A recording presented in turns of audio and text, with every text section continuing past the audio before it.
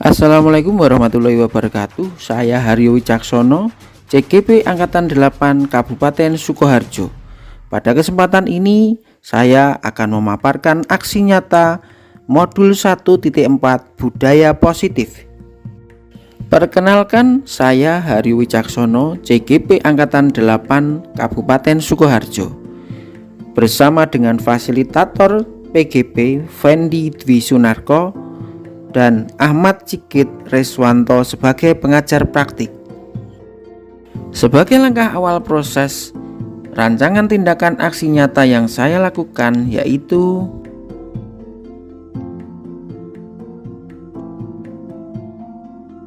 latar belakang.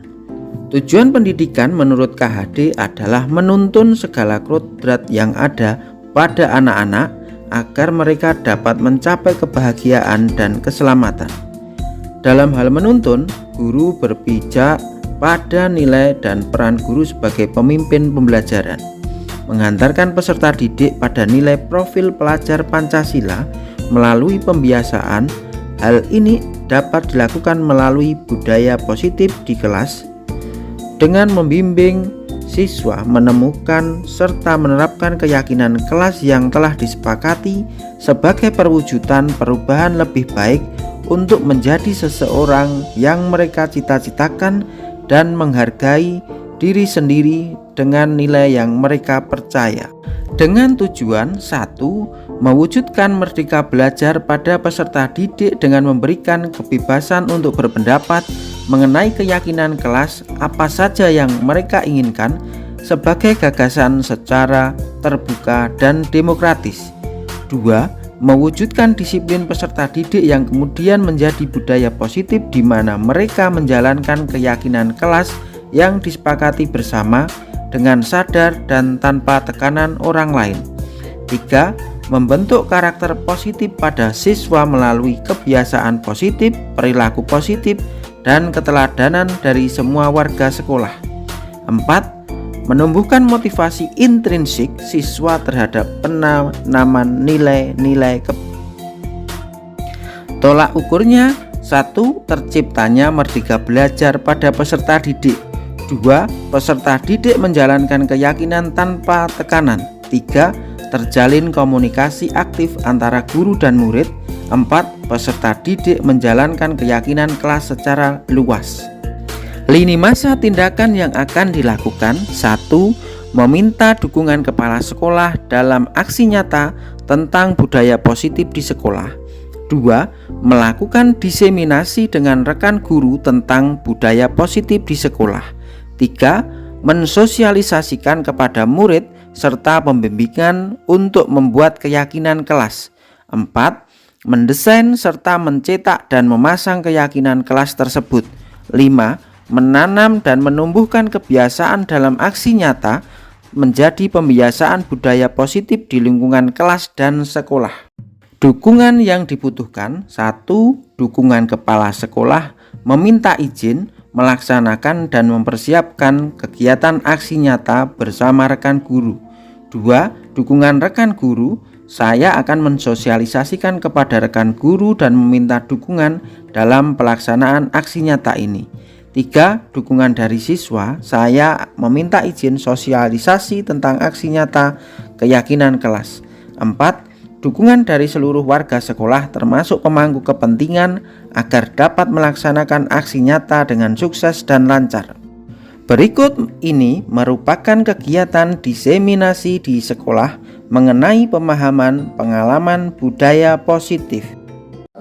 Waalaikumsalam warahmatullahi wabarakatuh. Yang kami hormati Bapak dan Ibu Guru SMK Pengembangan Nasional Sukoharjo. Yang pertama, marilah kita panjatkan puja dan puji syukur pada Allah Subhanahu wa Ta'ala, karena pada siang hari ini kita masih diberi kesehatan dan kesempatan sehingga kita masih dapat berkumpul pada siang hari ini di ruang humas untuk mengikuti dan mendengarkan aksi nyata yang akan disampaikan oleh rekan kita Bapak Haryo Wicaksono yang mengikuti program Guru Penggerak Angkatan 8 Kabupaten Sukoharjo.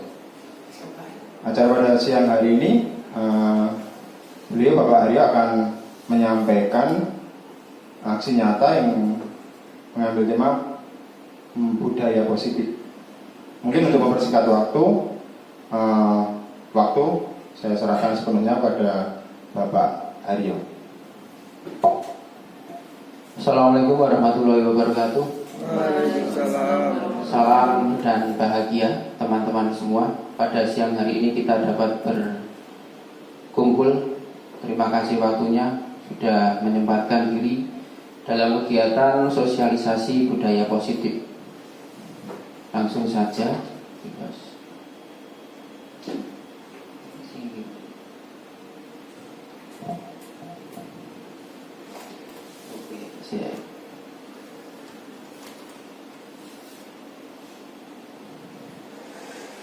Ya, pada kesempatan ini saya ingin sedikit memaparkan bagian dari pemahaman saya terkait budaya positif dalam kegiatan aksi nyata modul 1.4. Ya, pada kesempatan ini terpampang di layar mengenai judul berbagi pemahaman dan penerapan pengalaman budaya positif. Nanti isinya apa akan kita kupas satu persatu dan kita berusaha memahami yang ada di lingkungan apakah sesuai dan selaras dengan yang ada di buku. Saya Haryo Wicaksono. Ya, konsep inti budaya positif di dalam modul 1.4 dijelaskan terdapat beberapa subtopik. Satu, perubahan paradigma. Selanjutnya, disiplin positif. Yang ketiga, nilai-nilai kebajikan. Selanjutnya, kebutuhan dasar, motivasi perilaku manusia. Ada juga posisi kontrol guru. Ini dan ini dan ini semuanya penting. Keyakinan kelas dan segitiga restitusi. Apa itu? Kita simak selanjutnya. Pembelajaran dengan paradigma baru. Pembelajaran dengan paradigma baru merupakan pembelajaran yang dirancang berdasarkan prinsip pembelajaran berdiferensiasi. Sering kita mendengarkan ketika ibu lembaga kita mengobrolkan seperti ini. Entah itu apa, kita bisa memahamkan diri dalam kegiatan siang ini. Sehingga para peserta didik belajar sesuai kebutuhannya berdasarkan tahap perkembangan sesuai teori psikologi modern untuk mewujudkan profil pelajar Pancasila. Ada yang tahu 6 dimensi profil pelajar Pancasila? Bu Asrofi? Orang kita tulisannya dong. Beriman dan bertakwa kepada Tuhan, berkebinekaan global, inovatif, bergotong royong, kreatif dan inovatif. Berarti mandiri. Satu lagi, kolaboratif. Next. Ya, yang terjadi di masyarakat, kita sering terjadi miskonsepsi tentang teori kontrol, yaitu salah satunya ilusi guru mengontrol murid. Bahwasanya di dalam pemikiran KHD itu tidak ada. Ketika digambarkan dengan satu kepal tangan, dan di dalam kepal tangan ini kita mempunyai nilai yang sangat istimewa. Ketika diminta orang lain, apakah kita akan mengasih? Akan memberikan? Aku duwe tunjangan semeni, nek nyangkini rebutan. Ketika di tangan kita ada satu genggam emas berlian 20 kilo, bisa raku Pak kursak gembang. Ya, intinya ketika orang lain ingin meminta, sebaiknya dan fokusnya sepertinya kita akan menguatkan tangan kita untuk menggenggam, kecuali dengan kerelaan hati yang diminta. Oleh HP ini tak apa Mas? Kosnya HP ini oleh tak apa? Boten. Neng aku nggak berduit, mesti angka kerelaan itu akan muncul. Seperti itu gambarannya.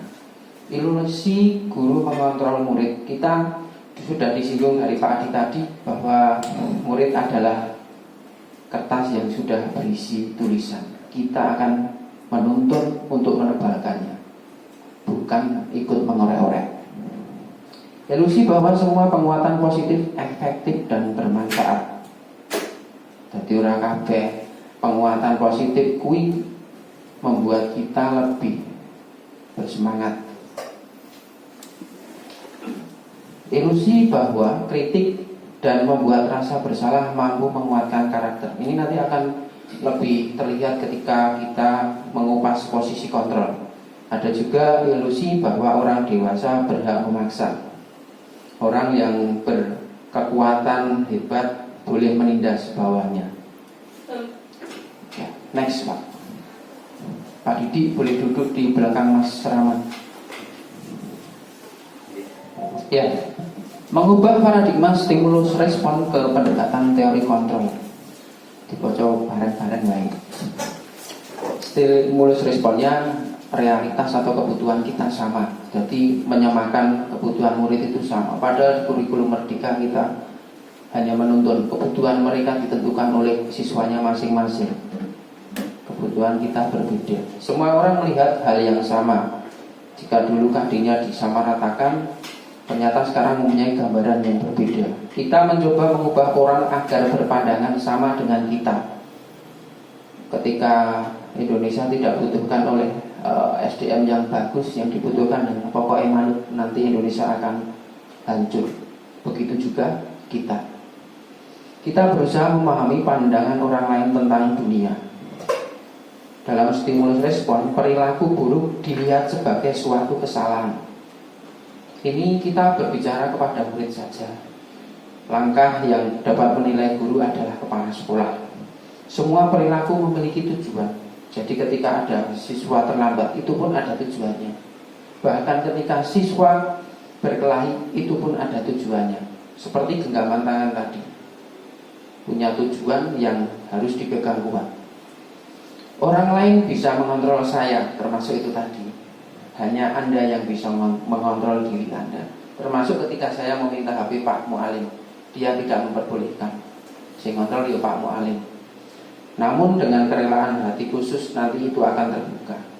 Pak, nilai motorin, Pak, jaluk iki dan sebagainya. Saya bisa mengontrol orang lain. Itu dalam stimulus respon. Ketika kita penerapan belum merdeka belajar dan tidak sesuai pemikiran KHD.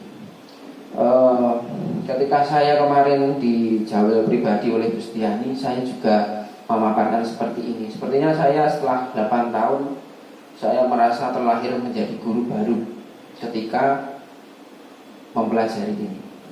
Dan di teori kontrol Anda tidak bisa mengontrol orang lain.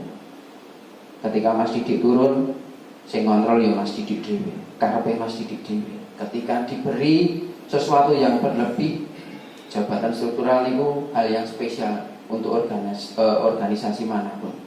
Tapi di sini ketika dia tidak mau dikontrol, akhirnya lengser sendiri. Alumni ya Mas? Ya. Pemaksaan ada pada saat rujukan gagal. Kolaborasi, konsensus menciptakan pilihan baru. Sebenarnya ini sudah saya bentuk dengan beberapa waka ketika saya berada di penjamin mutu. Akan tetapi tujuan saya terhenti karena keadaan. Model berpikirnya ada menang dan kalah, ada bos dan anak buah. Ketika di sini punya tujuan masing-masing, semua akan berpikir untuk menang bersama. Next. Disiplin, disiplin, dan disiplin. Ketika beliau mengatakan disiplin, disiplin itu apa? Disiplin berasal dari kata disiplina yang artinya belajar. Terus piye Pak nek tulisannya kayak kita harus belajar disiplin. Berarti padha karo tembung ijo royo-royo. Bangetake wis sinau tur ya kon sinau tenan. Disiplin mengacu pada disiplin diri yang memiliki tanggung jawab terhadap apa yang dilakukan berdasarkan nilai-nilai yang diyakini. Ini nanti ketika ada keyakinan kelas, lambat laun disiplin akan terbentuk. Disiplin positif merupakan salah satu penerapan disiplin yang bertujuan untuk menumbuhkan kesadaran serta memperdayakan peserta didik tanpa imbalan atau ancaman atau hukuman. Ini yang sering kita lakukan di era lalu ketika kita ingin memberi sesuatu yang spesial untuk penilaiannya, kita memberi reward. Ternyata di sini tanpa. Bagaimana kita memunculkan unsur intrinsik siswa untuk meyakini satu hal tanpa harus diberi imbalan atau bahkan ancaman dan hukuman.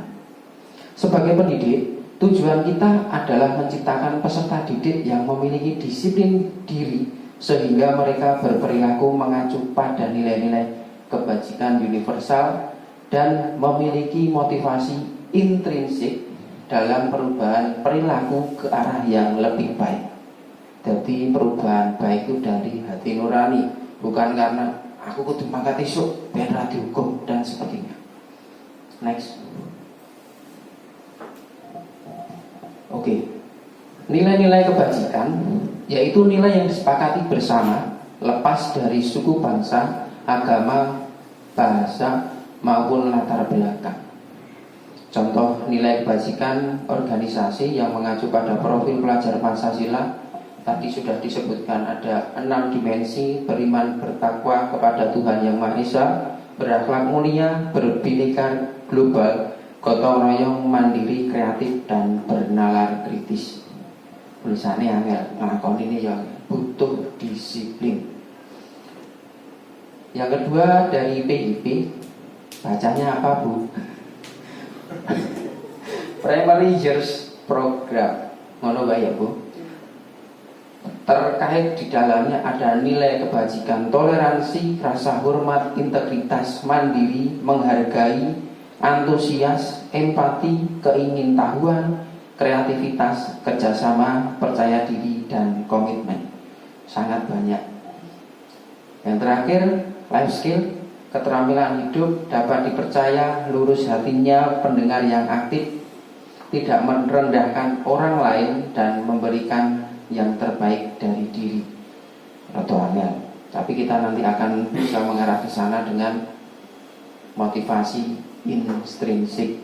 Next verse.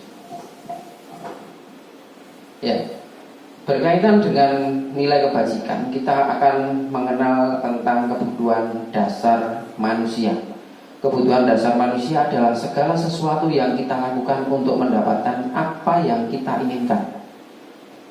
Seluruh tindakan yang kita lakukan memiliki tujuan tertentu, dan semua usaha terbaik yang kita lakukan adalah dalam rangka agar kebutuhan dasar kita terpenuhi dengan baik.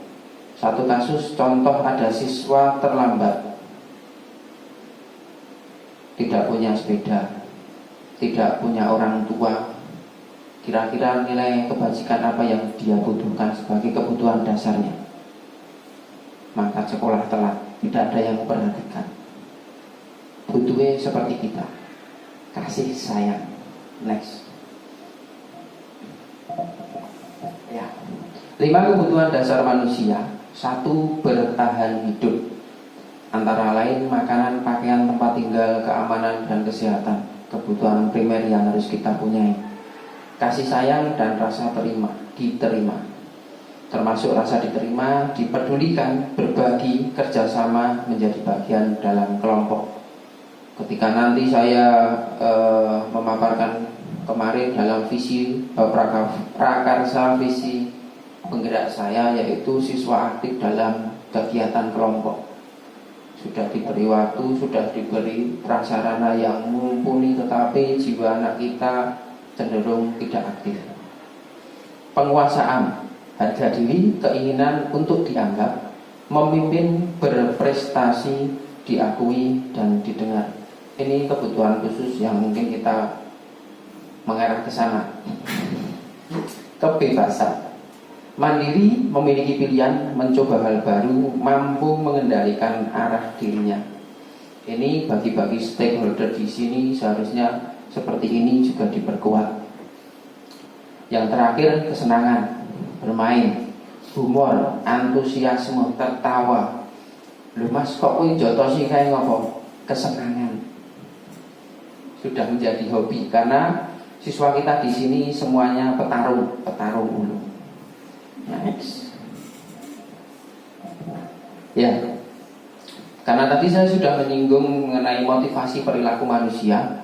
Ada yang berupa ekstrinsik, ada yang berupa intrinsik. Ekstrinsik adalah bagian dari luar yang membangkitkan kita untuk mencapai disiplin tadi. Ini biasa diarahkan oleh ketika nanti belajar dipaparkan oleh posisi kontrol, nanti akan lebih terlihat. Ini satu dan itu dua berada pada posisi kontrol, penghukum, pembuat rasa bersalah, teman dan pemantau. Ketika kita akan dihukum, aku tak mangkat esuk we. Ketika kita akan menerima atau pengen mendapatkan imbalan, aku tak maju aku karo basrowi, aku dikai dipek dan sepertinya. Namun ketika kita membahas dari motivasi intrinsik dari dalam diri kita, yakin terhadap naluri kita sebagai siswa, saya harus dapat menjadi yang terbaik, mempunyai nilai yang baik, itu membutuhkan semangat diri tanpa harus kayak kok ngarepane nang Pak Kris, aku tak mangkat lu esok. Entah itu di sana ada Pak Kris, entah itu tidak ada Pak Kris, pokoknya aku mangkat esok. Tugasku mangkat sekolahku jam itu pas mlebu ruangan.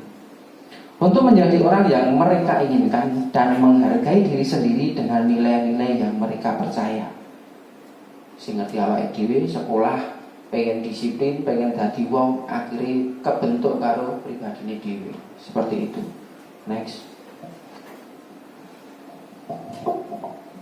Ya, berbicara mengenai motivasi dalam diri, kita disinggung mengenai hukuman, konsekuensi, dan restitusi. Karena tadi di awal saya menyinggung mengenai restitusi, ini bagian dari tujuan akhir di pemaparan budaya positif. Hukuman, konsekuensi, dan restitusi adalah hal yang berbeda. Ketika kita selama ini menjadi guru di sini, dan saya sering mengutarakan kepada pimpinan bahwasanya guru dibutuhkan in-house training seperti ini. Setuju Bu? Setuju. Akan tetapi pimpinan kita yang penting sekolahnya berjalan. Ketika tadi saya upacara itu bahkan sing penting eneng Mas Demis, aku tak lungguh wae, seperti itu. Berarti motivasi intrinsikku masih jelek. Perlu kita dandani karena kita manusia semua mempunyai kesenangan masing-masing dan mohon maaf. Ya, kembali ke hukuman. Hukuman itu sifatnya tidak terencana dan tiba-tiba. Murid tidak tahu apa-apa yang akan terjadi dan tidak dilibatkan. Bersifat satu arah berupa hukuman fisik dan psikis. Sementara konsekuensi terencana, disepakati, aturan, murid tetap dibuat tidak nyaman. Sikap guru selalu memonitor murid. Kira-kira bedanya hukuman dan konsekuensi apa? Ada yang ingin berpendapat? Oh, jarine kon ngrungokke Pak, kok saiki kon berpendapat? Ya, singkat waktu bahwasanya ketika kita memberi hukuman, secara tidak langsung, secara tiba-tiba kita membuat hukuman itu merupakan perilaku dari sesuatu yang tidak selaras. Mangkat sekolah sepatune ora ireng. Sedina kan nyopot sepatune. Mbok yo kan mantuk apa kon tuku sepatu kan luwih selaras. Bahkan kon mlayu. Selaras atau tidak dengan pelanggarannya? Tidak. Sedangkan konsekuensi ini sudah teratur melalui kesepakatan dan keyakinan yang dibuat secara bersama, mungkin dari kalau kesiswaan lah ini. Kemarin kesiswaan, misalkan dari kesiswaan sendiri ketika upacara dibuat kesepakatan sekolah, tidak hanya tertulis atau tertuang dalam buku saku BB. Kira-kira muridnya luwih padang apa mboten. Ketika dihukum dan melakukan pelanggaran, ini adalah konsekuensi dari semua yang dibuat dari kesepakatan, apakah lebih baik? Ya. Jadi terencana orang nganggo sepatu, gak ben ra wis terangke to nek ra nganggo sepatu berarti kowe saiki kudu ngecat sepatune. Seperti yang saya pernah lakukan di SMP, cat sepatune ben ireng. Restitusi adalah proses menciptakan kondisi bagi murid untuk memperbaiki kesalahan. Muridé telat, muridé ngejing, awake dhewe ra oleh nyengeni yang ini ceritanya. Proses kolaboratif yang mengajarkan murid untuk mencari solusi sendiri. Bunani, ya, turunkan ego kalian. Matur nuwun. Next. Nanti kita kupas di belakang karena slide-nya jumlahnya 40. Ya, tadi saya menyinggung tentang posisi kontrol. Posisi kontrol di sini kita akan tertuju pada sesuai gambarnya penghukum. Siapa kira-kira yang suka seperti nomor 1? Nih, ada pembuat merasa bersalah. Mbok aja ngono kuwi to iki lho aku kok disengeni Pak Kepala Sekolah. Ada yang bersifatnya menjadi teman. Ini sudah agak bagus, tetapi ketika diteruskan kita akan sakit. Yo ade kanca, yo wayahe garap yo garap. Ketika kita tidak ada, apakah anak itu yo kancane ra eneng turu wae. Seperti itu. Pemantau. Ini mengaitkan dengan kekuatan dan peraturan yang sudah ada. Kowe ngerti ora? Mangkat sekolah ini biasanya jam 7. Berarti iya, salah ora? Dan sebagainya. Ini tujuan akhir dari pemahaman modul ini, yaitu kita sebagai guru diajak dan dituntut untuk menjadi manajer yang mampu menegakkan restitusi tadi. Nah mas, barang wis. Ya. Contoh penerapan 5 posisi kontrol guru. Kasusnya siswa tidak memasukkan baju seragam di lingkungan sekolah. Jelas ketika kita menjadi penghukum langsung tembak wae. Pusat. Pinten Pak? 10 set. Kita bertindak sebagai penghukum. Ada pembuat merasa bersalah. Ping piro aku wis ngomong karo awakmu. Berapa kali Bapak Ibu guru memberitahu kamu selalu saja mengecewakan Bapak Ibu guru. Wah iya ya disangoni wis bacot oke kok tekan kene nyulayani guru nih. Buat merasa bersalah. Next. Ya, ketika Bu Asrofi menjadi teman, kira-kira kalimat itu akan terbaca menjadi ayo dong ikuti aturan sekolah. Yes, ya sudah kali ini tidak apa-apa. Lain kali jangan berbuat ini seperti ini lagi ya.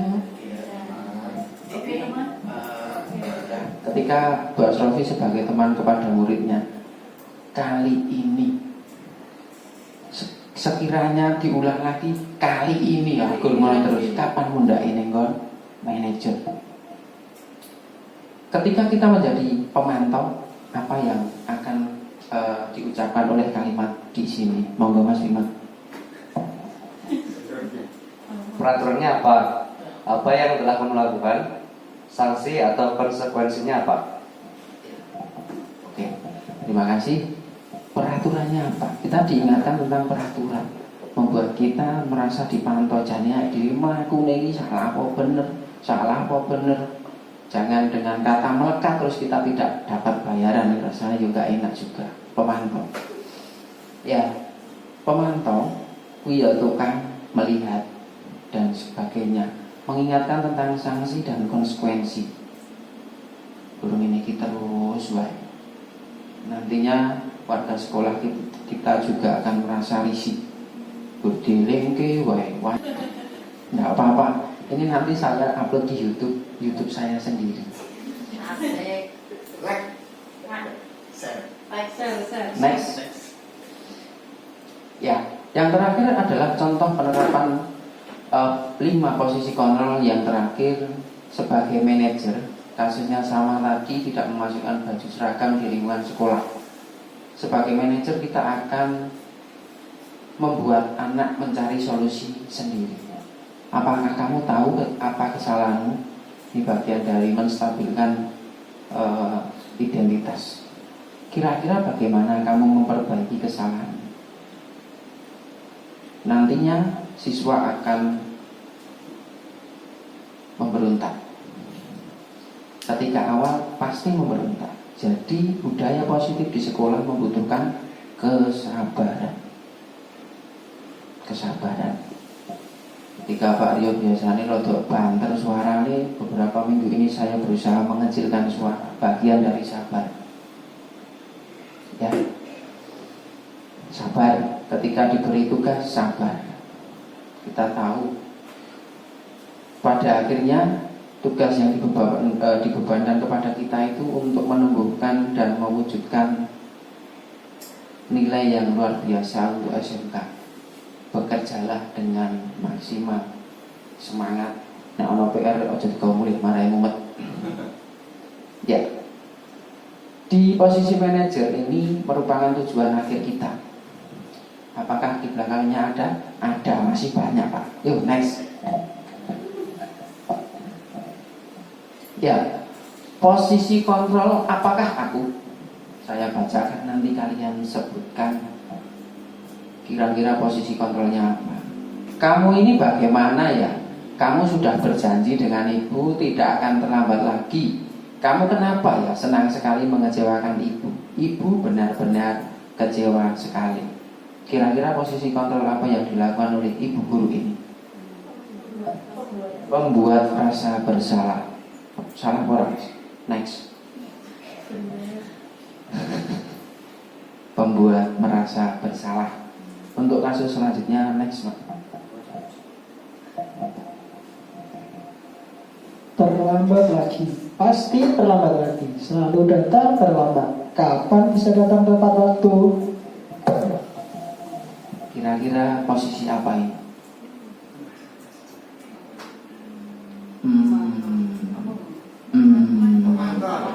Pemantau. Kita coba kuncinya. Mungkin salah kuncinya. Next. Kita lihat kembali kira-kira apa di depannya. Laki-laki tidak tepat waktu. Hanya bisa. Walaupun kalimat, ya tergantung intonasi.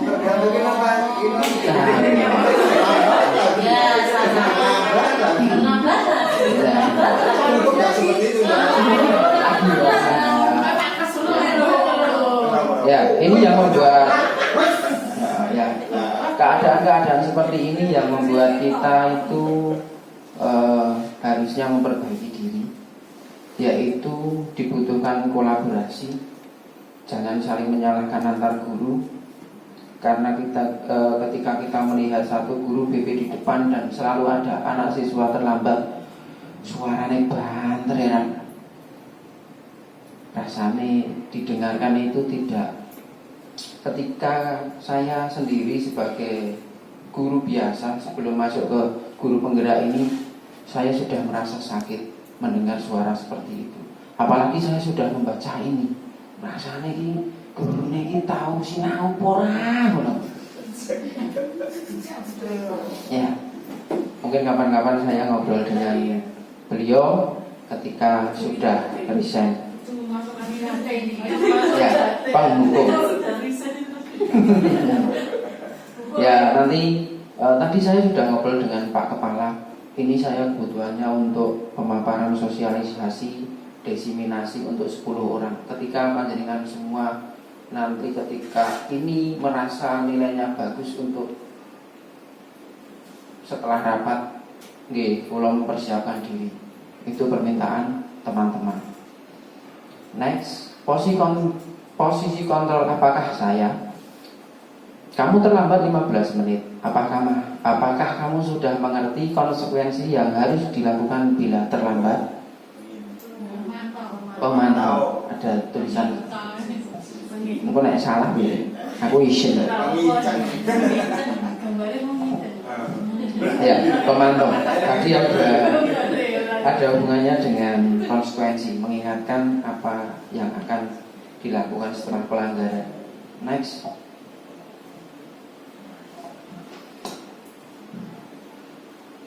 Jadi kamu terlambat. Kira-kira bagaimana kamu akan memperbaiki masalah ini? Solusi diaturkan kepada siswanya. Ya, manajer. Seharusnya pimpinan di sini juga akan mengerti tentang sistem ini. Jadi ketika marah-marah itu ya next bos. Saya berusaha untuk tidak merasani. Guru pembina adalah status yang berbeda. Angel rasanya. Ya, posisi yang terakhir ini contoh sebenarnya nomor 4 atau 5. Ayolah. Bagaimana sih kamu kemarin kamu sudah janji ke bapak, bukan? Kenapa terlambat lagi? Ya sudah, tidak apa-apa. Duduk dulu sana. Nanti Pak Guru bantu kamu. Ya sudah, bantu. Kira-kira kata kuncinya apa? Teman. Jadi konco-konco teman. Oke. Ya sudah. Ketika kita artinya bisa mendo istilah bahasa Jawa dan dengan kata bantu merupakan kata kunci dari posisi kontrol guru sebagai teman. Selanjutnya Mas.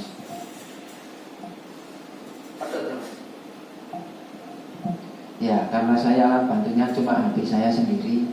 Moga-moga ora pedot video. Next. Tadi ada keyakinan kelas. Mengapa keyakinan kelas? Mengapa bukan kesepakatan kelas? Ada yang ingin berpendapat? Tadi saya sudah menyinggung bahwasanya siswa yang ketika teman saya jawab, mengapa? Jawabannya diam, berarti gurunya saja tidak aktif. Bagaimana siswanya? Ya, kita akan melihat sebaliknya. Kita baca sama-sama. Ya, pembentukan keyakinan kelas bersifat lebih abstrak daripada peraturan yang lebih rinci dan konkret, berupa pernyataan-pernyataan universal dibuat dalam bentuk positif, tidak terlalu banyak sehingga mudah diingat dan dipahami oleh semua warga kelas. Sesuatu yang dapat diterapkan di lingkungan tersebut. Semua warga sekolah atau warga kelas hendaknya ikut berkontribusi dalam pembuatan keyakinan kelas lewat kegiatan curang pendapat. Dari tadi rapat yang sudah disampaikan Bu Asrofi mungkin mengarah ke sini terkait kegiatan literasi dan selanjutnya.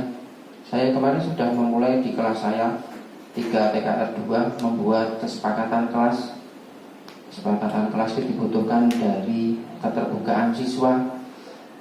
Selanjutnya pada proses akhirnya lebih konkret kita akan menjadikan keyakinan kelas. Nah Mas. Ya.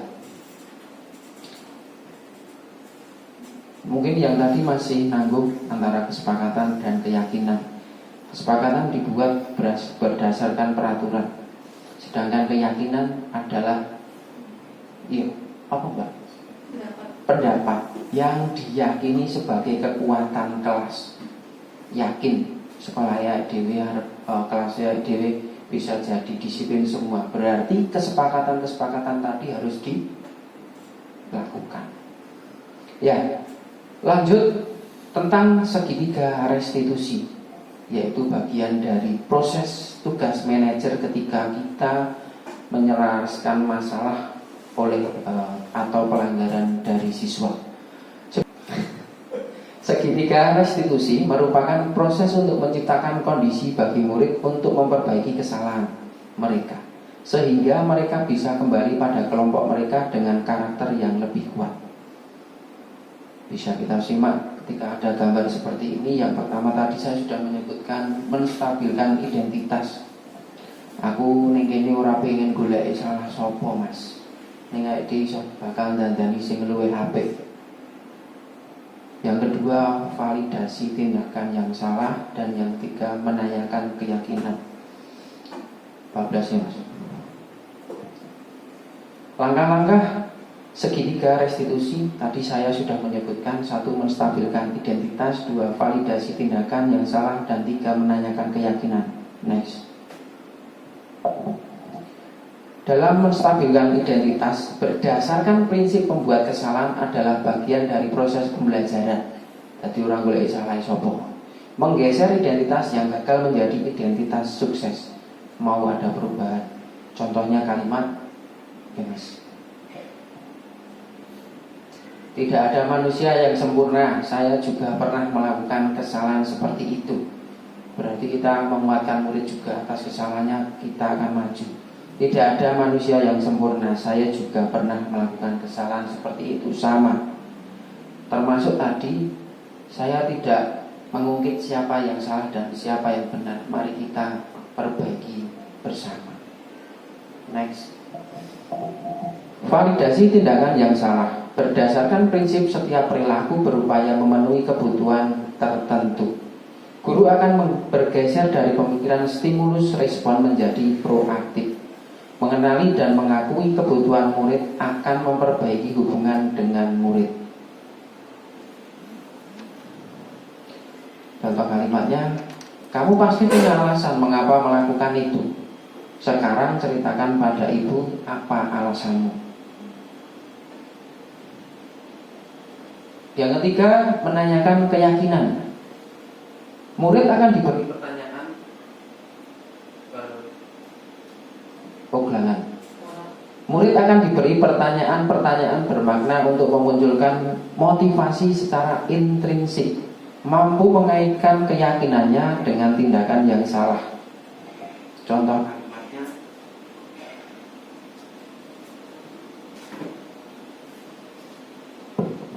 keyakinan apa? Keyakinan kelas apa saja yang telah kita sepakati? Apa rencana kamu untuk memperbaiki hal ini? Contoh penerapan segitiga restitusi. Skenarionya seperti ini. Tetapi ketika direkam, anak itu tidak bisa sesuai skenario. Ini bagian menstabilkan, validasi, dan meyakinkan. Next. Kita semak bersama. Video studi kasus segitiga restitusi 2. Sering terlambat atas nama siswa Satria. Video ini menceritakan siswa atas nama Satria, murid berprestasi minat bakat kejuaraan karate, namun sering izin terlambat karena harus mengantar adik sekolah berlawanan arah dan juga sepeda motor bergantian dengan orang tua untuk kontrol dokter.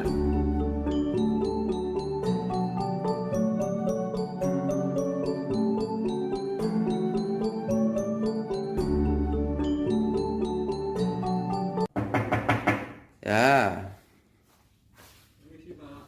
Nggak boleh. Mencari Pak Aryo. Ya, silahkan masuk, Mas. Monggo enggak? Nah ini wis lungguh mau WA telat. Ya, jadi begini Mas Satria, Pak Aryo itu paham.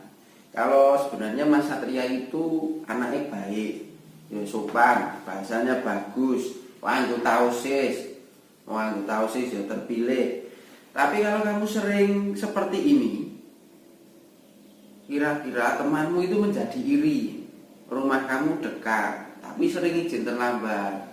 Sebenarnya ada apa? Ya Pak, sebenarnya saya juga sudah bangun pagi. Tapi setiap hari Senin dan Jumat motor saya dipakai Bapak kontrol. Jadi saya harus menunggu Bapak pulang.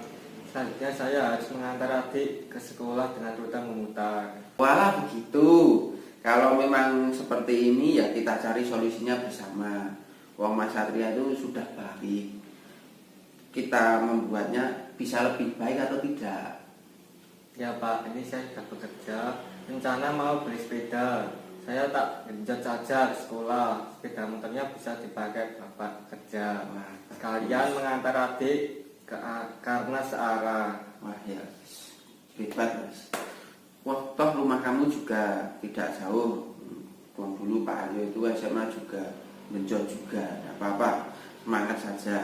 Ya sudah, biar jalan semua. Sementara Pak Aryo tak jemput kamu saja. Toh Pak Aryo itu lewatnya kalau ke sekolah ya lewat depan rumahmu. Wong yo dekat.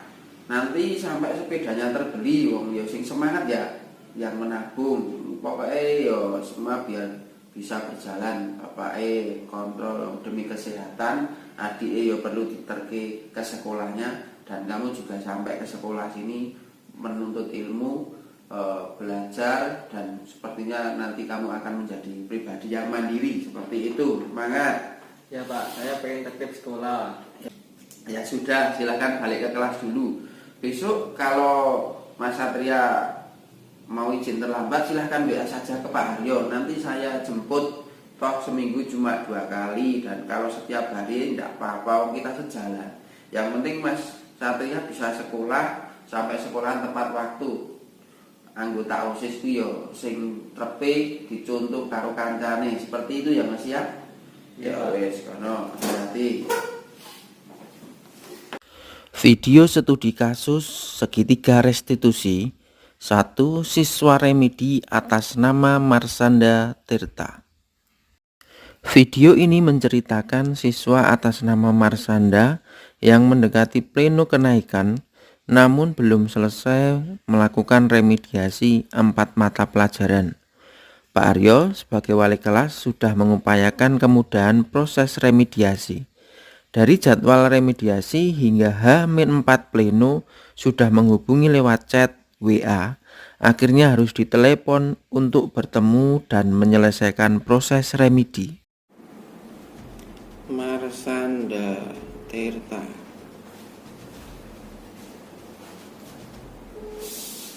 Halo Le, awakmu saiki ning ndi? Ning sekolah saiki sapa ora? Pulau enten perlu, Pak. Weh, Pulau tesih kerja. walah Le, sepurane ya, tapi iki Pak Aryo kudu ketemu awakmu ndang budal sekolah. Saiki penting kanggo awakmu. Ya, Pak. Insya Allah jam 12 terus tekan sekolah. Ya, wes tak tunggu lo ya. Pun.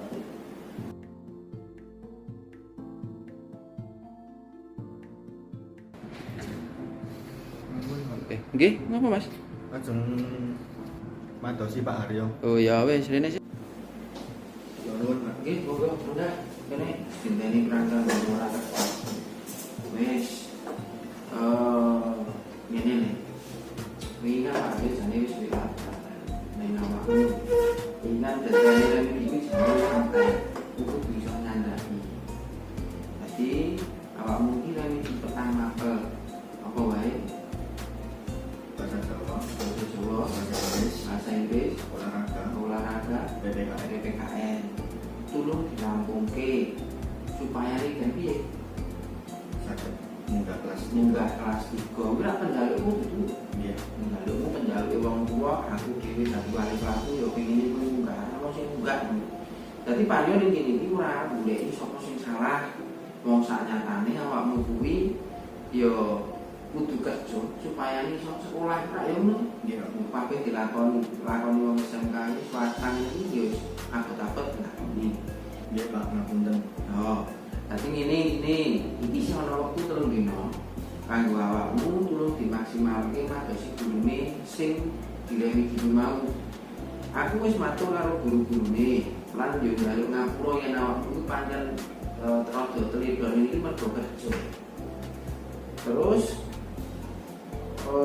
nanging kowe ya kudu bisa memahami sistemnya sekolah kuwi apa nek aksine kurang, isine elek, jumlah remedine terpana batese kuwi ya syaratnya mahasiswamu munggah sekolah. Jadi yo sejatinya kowe pengen sekolah terus ora? Iya, Pak, pengen Cita-citamu apa? polisi. Polisi. Polisi itu syarat utamanya paling ora kan yo duwe ijazah SMA. Mulane iki kowe kudu bisa munggah kelas 3 sing ora nganggo syarat niko-niko, sing penting munggah kabeh. Nggih, Pak, kula saged nyuwun nomore guru-guru niki sing kula kurang remedi. Oh ya, nanti yang kepiye? Lajeng nyuwun tugas Tugas itu nah kamu kira-kira. wis matur nuwun.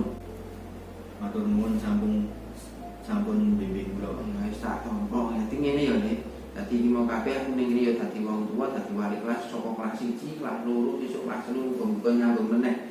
Dadi iki mau kabeh ngupayake kowe kudu lunas supaya mapele sing papatmu iso ndongkrak awakmu dadi syaraté tunggal-tunggal. Ngono ya.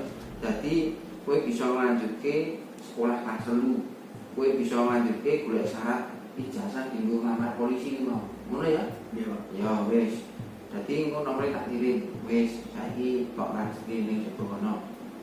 Nggih. Nggih, Pak, kula pamit. Ya.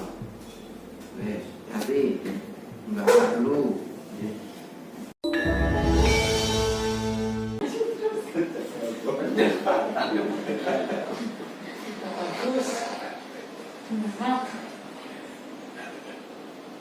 Ya, kembali ke sini. Tadi ada kasus anak.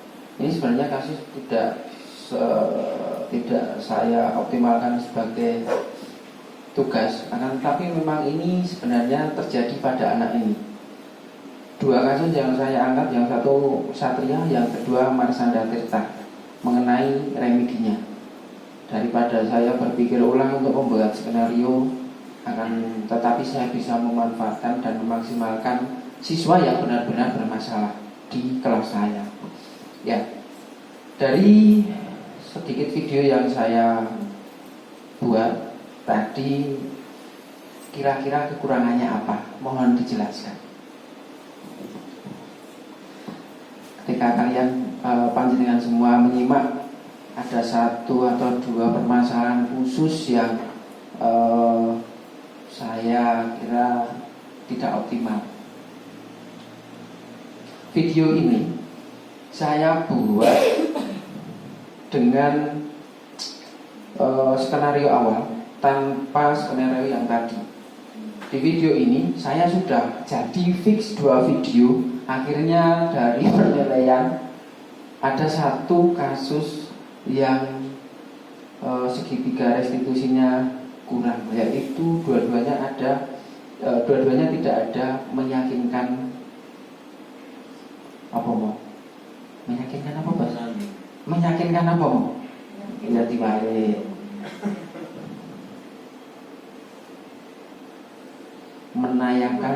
Menanyakan keyakinan. Ya, ketika saya membuat tugas dari LMS, koneksi antar materi antara modul 1.1 sampai modul 1.4, bahwasanya kita bisa menyimak sendiri apa yang sering kita lakukan. Mungkin kita sudah menerapkan segitiga restitusi, akan tetapi sepertinya yang saya lakukan tidak utuh. Sudah bisa menstabilkan identitas, sudah bisa validasi tindakan kelas. Tetapi untuk yang ketiga, menanyakan keyakinan. Biasanya kita secara tidak langsung setelah dari proses kedua, kita menyodorkan proses perbaikan diri siswa secara langsung tanpa membuat motivasi intrinsik pada siswa untuk menyimpulkan solusi sendiri. Seperti itu. Cocok Rabu? Cocok. Penutup. Jadi tadi sudah kita akhiri. Dalam penerapan program disiplin positif, hendaknya guru memiliki standar kepribadian profesional dan sosial yang baik, di mana guru mampu merefleksi dirinya dalam posisi kontrol saat ini. Segitiga restitusi ini, sebelum saya kembali menutup, saya sendiri berkaca dan melihat dan menyaksikan langsung oleh teman kita, Pak Didi ini ketika menjadi waka kurikulum segitiga restitusi ini sudah dilakukan. Sering ada beberapa siswa dari kelas saya yang dipanggil secara khusus pribadi untuk melakukan segitiga restitusi terhadap pelanggaran yang dilakukan. Jadi berarti sengeni karo Pak Didi. Mungkin untuk waka yang lain mungkin langsung marah, tapi di waka kurikulum ini mungkin BKS 1 ini juga optimal juga menyelesaikan permasalahan atau pelanggaran siswa tanpa membentak, diberikan solusi. Berarti poin yang ketiga ditambahi lagi ya Pak Didi untuk nantinya. kita sudah berupaya melakukan restitusi, segitiga restitusi. Kembali di sini, bagaimana perjalanan? Iki opo mas? Tak nyambung ya? Kira-kira apa? Ya, bagaimana perjalanan dirinya sebagai among atau manajer? Among itu berarti tukang ngemong. Sesuatu posisi kontrol yang sangat istimewa yang menuntun murid-muridnya menjadi insan yang mandiri, merdeka, dan bertanggung jawab. Standar nasional pendidikan wis distandarkan seperti ini, berarti kita harus melakukan dan mengembangkan budaya positif sebagai keyakinan kelas ataupun sekolah. Begitu, dan terima kasih untuk teman-teman yang sudah hadir. Waktu menunjukkan pukul 1. Terima kasih waktunya. Saya cukupkan hari ini. Terima kasih karena saya bagian dari ATM, termasuk penerapan ATM amati, tiru, modifikasi. Tadi PPT ini sebenarnya bukan milik saya seutuhnya, ada kreatornya. Terima kasih. Wassalamualaikum warahmatullahi wabarakatuh. Waalaikumsalam warahmatullahi wabarakatuh. Yang oleh Bapak Aryo, terima kasih. Mungkin rekan-rekan sekalian dan mungkin pada Pak Aryo mungkin atas materi yang disampaikan, semoga nanti bisa bermanfaat buat kita semua dalam praktek menjadi seorang guru. Mungkin dari saya cukup. Bila ada kurang saya mohon maaf. Wassalamualaikum warahmatullahi wabarakatuh.